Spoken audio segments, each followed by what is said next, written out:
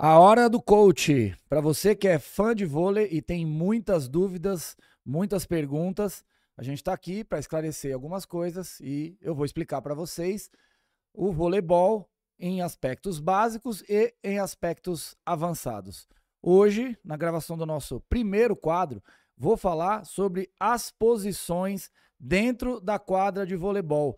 Quais são as posições e como é que os jogadores se relacionam, se correspondem dentro da quadra. Ok? Então, aqui na prancheta já está aqui desenhado as 6 posições dentro do jogo do voleibol. Da posição 1, lembrando que o rodízio ele é feito sempre no sentido anti-horário. Então aqui nós temos a posição 1, a posição 2, 3, 4, 5 e 6. No rodízio, quem está na posição 1 é a posição de saque. Imediatamente após o rodízio, você sai da posição 1 para a posição 6. E assim consequentemente, da 6 para 5, da 5 para 4. E quando você está na posição 2, que é a última posição da rede, você sai diretamente para o saque. A quadra ela está dividida em 2 setores. Tem o setor de ataque, a zona de ataque, que são das posições 2, 3 e 4, e a zona de defesa, onde ficam as posições 1, 6 e 5. A maneira mais fácil para você entender como é que funciona a relação entre as posições e como é que você pode trocar de posição ou não, é dividindo da seguinte forma. Imediatamente após o saque, os jogadores das posições de defesa, eles podem trocar de lugar entre eles, e a mesma coisa os jogadores da posição de ataque. Depois do saque, eles podem trocar entre eles de posição dentro da zona. E quando sua equipe está recebendo o saque, você tem que tomar muito cuidado com as linhas. Qual é a melhor maneira de identificar isso? Eu tenho que olhar sempre para frente, para trás, para a minha direita e para a minha esquerda. Posição 1, por exemplo, não tem ninguém ao lado direito, não tem ninguém atrás. Então, as duas posições que fazem referência com a posição 1 são a posição 2 e a posição 6. O jogador da posição 1, ele não pode estar à frente do jogador da posição 2 ou na mesma linha ou depois do jogador da posição 6. A posição 6, que é uma posição mais centralizada, ela tem 3 jogadores que têm relação.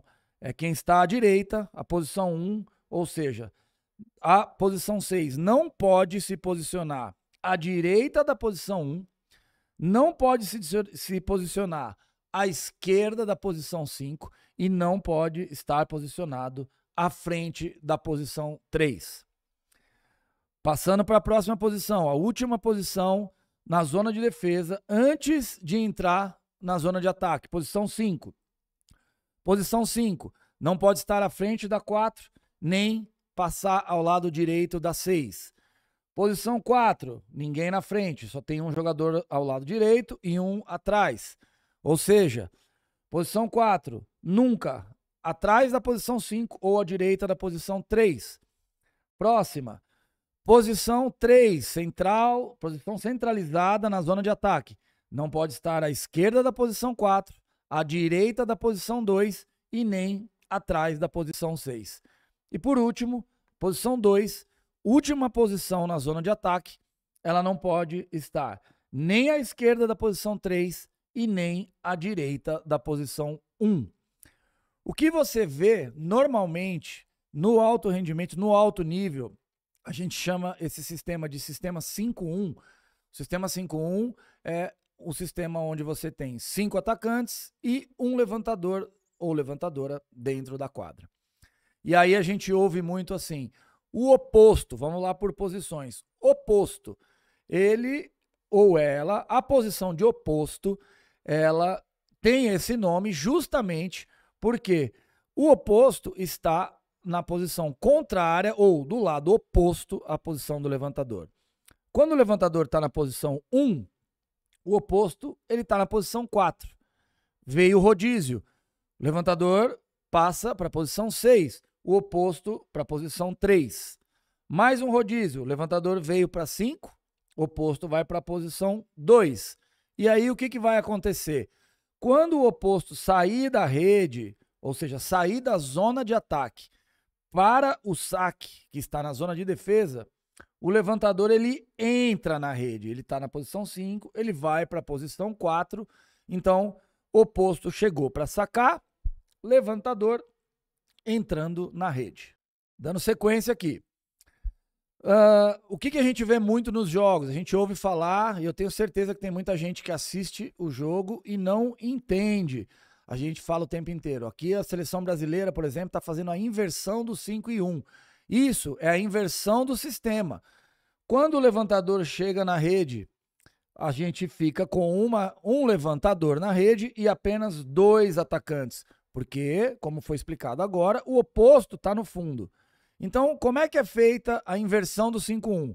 Você vai trazer 2 jogadores dessa mesma posição, um levantador e um oposto, e quando o levantador entra na rede, você faz a substituição usando um oposto. Então, aqui na zona de ataque, o levantador sai da quadra, entra um oposto atacante, uma rede onde nós teríamos 2 atacantes apenas, passa a ter 3 atacantes.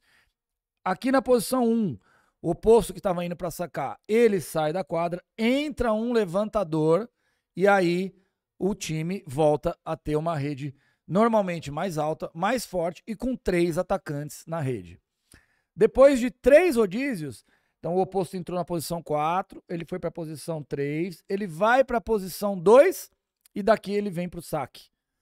Quando esse oposto está indo para o saque, o outro levantador que entrou lá no saque está entrando na rede. E aí o que os técnicos fazem normalmente?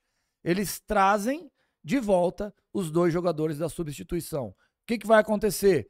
O levantador sai, entra o primeiro oposto, o oposto que estava no fundo sai, volta ao levantador, mais uma vez, mais um rodízio ou 3 rodízios, a equipe joga com 3 atacantes na rede.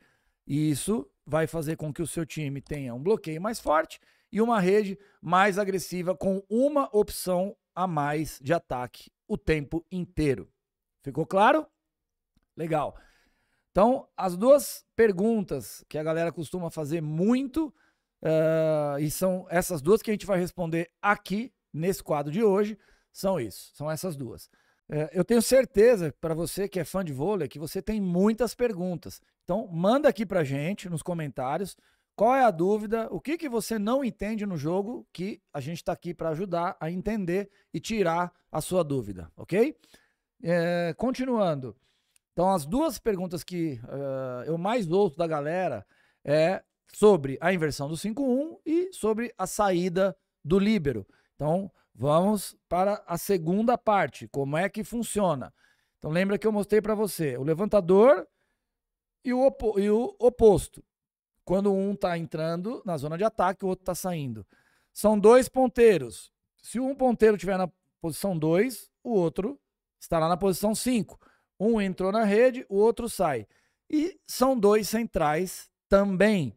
Só que o central, ele só participa do jogo nas 3 posições da rede e quando ele está sacando, tá? Então, o que acontece? O central está na posição 4, rodou, ele foi para a posição 3, rodou, ele foi para a posição 2 e nisso o líbero está aqui no fundo. Aqui está o central, aqui está o líbero. O líbero veio para a posição 6. O líbero veio para a posição 5. Chegou a hora do central sacar. Ele vai sair da rede e aqui onde o líbero entraria para a zona de ataque é o momento onde ele sai da quadra e o central, que normalmente está ali no banco, mas ele é parte do jogo, entra e vem para fazer essas 3 posições aqui da rede. Enquanto o central está sacando, o outro central entrou na posição 4 e nesse momento, o líbero ele fica fora do jogo. Por isso que a gente vê a preocupação de alguns técnicos, onde no momento em que o central veio para sacar, ele coloca, às vezes, um líbero que está com uma camiseta não de líbero, mas de jogador normal, para poder fazer um saque, para poder executar uma defesa ou até mesmo uma recepção. Isso é uma opção estratégica. O que precisa ficar claro agora é que quando um central sai da rede e o líbero que deveria estar entrando na rede, ele não entra. Quem entra é o central. Logo após o saque do central, onde ele viria para o jogo na posição 1, o que acontece? Central fora da quadra, líbero dentro da quadra e mais 3 rodízios com esse líbero. 1, 6 e 5. Próximo rodízio, onde ele deveria entrar na rede, o central saiu, ele vem para fora, o outro central entra e assim é a dinâmica do jogo entre as posições do central e do líbero. Então vamos lá, dando sequência aqui para ilustrar como é que funciona a formação da equipe durante a recepção, quando tem o saque do adversário, como é que funciona, eu vou desenhar aqui na prancheta para vocês, o posicionamento dos jogadores dentro do sistema 5-1, ok? Então, quando o levantador está na posição 1, o levantador fica aqui. O ponteiro, que é um dos responsáveis pela linha de recepção, vou deixar definido aqui o ponteiro com um triângulo, o levantador com esse círculo. Ele estaria aqui na posição 2, abrindo para receber e atacar pela saída de rede, onde não é a posição dele. Lembrando que os ponteiros estão quase o tempo inteiro atacando por aqui, na posição 4. Uma coisa interessante também, o pessoal pergunta bastante, o que é o ponteiro da rede de 2? O que é o ponteiro da rede de 3? O ponteiro da rede de 2 é o ponteiro nada mais, nada menos que que inicia a partida próximo ao levantador. Por isso, ele é chamado ponteiro da rede de 2. Porque 2 passagens onde o levantador está na rede, o ponteiro ele está junto com ele, por isso a equipe joga com 2 atacantes na rede nesse momento, e esse é o ponteiro da rede de 2. Logo aqui na posição 3, o próximo é o central. O oposto está na posição 4, também está fora de posição. O outro ponteiro, que nesse momento está aqui no fundo, só com a função de receber e muitas vezes atacar uma pipe aqui pelo fundo 6, e o líbero na posição 6, centralizado e como jogador principal da linha de recepção. Ponteiro pela posição 2, central, ele tem a opção de receber uma bola de tempo mais próximo do levantador ou uma bola de chute meio, um pouquinho mais longe. Isso depende muito de acordo com a montagem e a estratégia do treinador e do levantador. E o oposto atacando pela entrada de rede. E hoje em dia a gente vê isso acontecer muito quando a equipe está recebendo o saque. Algumas equipes gostam de trazer esse oposto ou oposta para a sua posição confortável, onde ele joga a maior parte do tempo, para receber a bola, onde ele, teoricamente, tem uma capacidade maior de pontuar. Então, é assim que funciona a recepção e a saída de jogo quando o levantador está na posição 1. Passando aqui para a posição 6, vou adiantar um rodízio. Rodou, levantador veio para a posição 6. Como é que funciona a saída de jogo? O oposto está aqui na rede. O central está aqui na posição 2. O levantador está aqui na posição 6. Aqui tem um ponteiro. Aqui tem um líbero. E aqui o outro ponteiro. Nessa posição, o oposto muito mais confortável, porque ele está próximo da posição original de ataque dele. Ele abre pela saída para poder fazer o ataque. O central, lembrando que todas essas trocas, toda essa movimentação, ela só pode ser feita a partir do momento que o sacador toca na bola. Sacador, bateu a mão na bola, tá valendo tudo. Troca entre os jogadores da zona de ataque, entre os jogadores da zona de defesa. Mais um detalhe, quem tá no fundo pode atacar? Sim, desde que ele não seja o líbero. E o ataque tem que ser feito da seguinte forma, o salto precisa ser feito sem tocar na linha de 3 metros, na linha que divide a zona de ataque e a zona de defesa, e a aterrissagem pode ser feita aqui dentro da zona de ataque. Não tem problema. Ok? Ponteiro atacando por aqui, pela posição 4. Central puxando para o meio, sempre de acordo com a montagem da estratégia, ele pode vir aparecer para um chute meio ou para uma bola de tempo. Vamos lá, dando sequência aqui. Já mostramos a posição 1 e a posição 6. Posição 5. Que é uma posição ingrata, uma posição bem complicada devido à infiltração do levantador. Tem muita gente que gosta de fazer um saque curto para poder atrapalhar o sistema de recepção, para poder atrapalhar a saída de jogo da equipe. O levantador na posição 5 ainda está na zona de defesa. O central se posiciona aqui. Esse central acabou de entrar na rede, tá? O oposto tá aqui já bonitinho, parado ali na posição 2, prontinho para receber essa bola na saída de rede. Esse central aqui, ele vai ter que se deslocar sempre aqui até o meio para daqui ele decidir se ele vem para um chute meio, se ele vem para uma bola de tempo. O levantador bateu na bola aqui do outro lado, você vê o levantador correndo para receber a bola aqui nessa zona para montar toda a saída de jogo da sua equipe. E temos aqui um ponteiro passador. O outro ponteiro passador que está na zona de defesa e normalmente preparado para receber essa pipe na posição 6. E o líbero aqui apenas para recepção e defesa quando o levantador joga na posição 5. Ok? Próximo rodízio. Oposto saiu da rede, levantador entrou na rede. Então nós vamos continuar sem a opção de inversão do 5-1. Levantador na posição 4. Levantador aqui na rede. Então, como o levantador está na zona de ataque, é nesse momento que a equipe adversária precisa começar a tomar cuidado e se preocupar com as bolinhas de segunda ali do levantador. Ele aqui na zona de ataque, ele pode fazer isso. O central, essa é uma rede de 2 atacantes. O levantador entrou na rede, nós só temos 2 atacantes. Um central e um ponteiro, que estaria aqui na posição 2, abrindo para passar e ficando numa posição confortável. O outro ponteiro na posição 6, o líbero para recepção na posição 1 e o oposto, que estava aqui, ó, o líbero na verdade ele está na posição 6 aqui, né?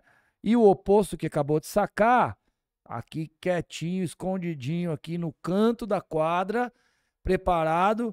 Normalmente no masculino, esse oposto ele ataca quase 100% das vezes por aqui.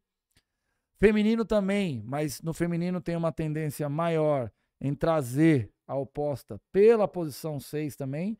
Algumas vezes não é a ponteira só que ataca, a oposta também pode vir. E assim a gente finaliza a posição 4 do levantador dentro do sistema de jogo. Vamos lá, dando sequência. Levantador na posição 3. Tá aqui bonitinho, bem confortável, bem próximo da zona ideal que a gente considera para poder receber a bola que vem da recepção, fazer a distribuição do jogo. Entrou um ponteiro aqui agora na posição 4, se posicionou para receber. O líbero, que você pode reparar que eu até coloquei o líbero um pouquinho mais para o lado esquerdo aqui, ó. Isso é uma tendência pelo seguinte, esse é o ponteiro que está na rede. Então, normalmente, as equipes sacam nesse cara aqui para poder dificultar o trabalho de ataque dele. Então, como é que as equipes se organizam? Elas trazem o líbero um pouco mais próximo para poder desafogar um pouquinho e dar um pouco mais de liberdade para esse cara, para essa menina, para esse jogador, para função de ataque e não tendo essa responsabilidade tão grande de ter que receber e atacar também. Acontece muito, mas se o líbero puder aproximar e ajudar, isso faz toda a diferença dentro de uma partida de alto nível. Oposto, logo aqui, o outro ponteiro aqui na rede e o central que estava aqui na posição 2, normalmente vindo para o meio para puxar as bolas de velocidade. E no feminino, a gente vê muito a utilização dessa bola aqui, ó, a bola china, que é onde o central partindo da posição 3 passa para receber uma bola bem veloz, salto executado com uma perna só, com a perna esquerda, e é uma jogada muito, muito utilizada no feminino e quase nunca no masculino. Ponteiro entrando pela posição 4. Esse oposto, mais uma vez, opção de usá-lo pelo fundo meio, pela pipe, ou pelo fundo 1. E se você trouxer o oposto pelo fundo 1, você ainda tem a opção de trazer o ponteiro para a pipe. Então repara o seguinte, o tempo todo a gente tem 4 atacantes como opção, principalmente se você tiver uma boa recepção. Com a recepção funcionando na mão, a gente sempre tem essa opção do central e das bolas rápidas. Se a recepção quebra, como a gente usa aí esse termo no voleibol, se o levantador precisa correr, sair dessa área de conforto e correr para a zona de defesa para fazer o levantamento, normalmente a equipe vai ter que jogar com uma bola mais alta e aí o outro lado vai estar preparado com um bloqueio e defesa mais organizado. A bola quebrada, o sistema defensivo tem um pouco mais de tempo para pensar e se organizar, ok? E a última posição, que é a posição 2, o levantador já está aqui na posição que ele costuma jogar, receber para fazer a sua distribuição. O ponteiro, que estaria na posição 3, abriu aqui, ó, para poder passar. Olha que legal. O levantador está na posição 2, o ponteiro está na posição 3 e o central, ele está na posição 4. Eu vou virar a prancheta aqui, só para ilustrar o que a gente falou no começo. Então, aquele exemplo ali, o levantador está aqui na posição 2, o ponteiro está aqui na posição 3. Ele abre aqui para atacar e o central, ele abre para receber e atacar. E o central que está na posição 4, ele chega um pouquinho mais para a esquerda aqui. Lembra o que a gente explicou no início? Posição 3 não pode estar à esquerda da posição 4, à direita da posição 2 e nem atrás da posição 6. Então, quando ele desce aqui para abrir, ó, ele tem que estar um pouquinho à frente dessa posição 6 aqui. Se ele abrir demais e passar, ficar atrás da linha do jogador da posição 6, a gente vê o árbitro paralisando a partida e dando a infração de erro de rodízio ou erro de posição, tá? Então vamos lá. Então aqui, ó, tudo certinho. Esse cara não tá para a direita desse, não tá para a esquerda desse, não tá para trás da posição 6, sistema com o levantador na posição 2, super organizado. Oposto, aqui no fundo, o oposto ele tá sempre aqui em cima da linha, sempre escondidinho. Lembrando, o oposto é uma posição onde o jogador é responsável pelo ataque das bolas altas, de bolas quebradas. O oposto é mais ou menos assim. Ele é o cara que ganha, a gente brinca, né? Pô, você ganha só para fazer ponto. E ele é um cara que normalmente recebe os pepinos ali do jogo. A situação tá difícil. Quem vai ser o responsável por resolver esse problema? Normalmente é quem joga na posição de oposto. Segundo ponteiro, que está na zona de defesa, e o líbero, aqui na posição 1. Então, esse cara vem por aqui, central, pode vir pelo tempo, ele pode vir para o chute meio, ele pode passar na China por aqui, oposto pelo fundo meio, oposto pela 1, ou ponteiro vindo pela pipe. Mais uma vez, lembrando, repara que passe saiu na mão, eu sempre tenho 4 atacantes à minha disposição como levantador. Tá legal? Então, essa foi a última posição. A gente explicou o rodízio das posições 1 até a posição 2, que é a última posição do levantador. E espero que tenha ficado tudo muito claro aí para você. E se não ficou, mais uma vez lembrando, manda sua pergunta, manda sua dúvida aqui, porque é isso que a gente está tentando fazer aqui no quadro A Hora do Coach. Tirar sua dúvida, esclarecer o que você não sabe e manda para nós. E a Tizan e o quadro Hora do Coach está aqui para isso, para resolver esse problema. Essa foi a Hora do Coach. Espero que não tenha ficado nenhuma dúvida. Se ficou alguma dúvida, manda para a gente a sua pergunta, a sua sugestão, se tem algum assunto aí sobre o qual você queira falar. E encontro vocês no próximo vídeo.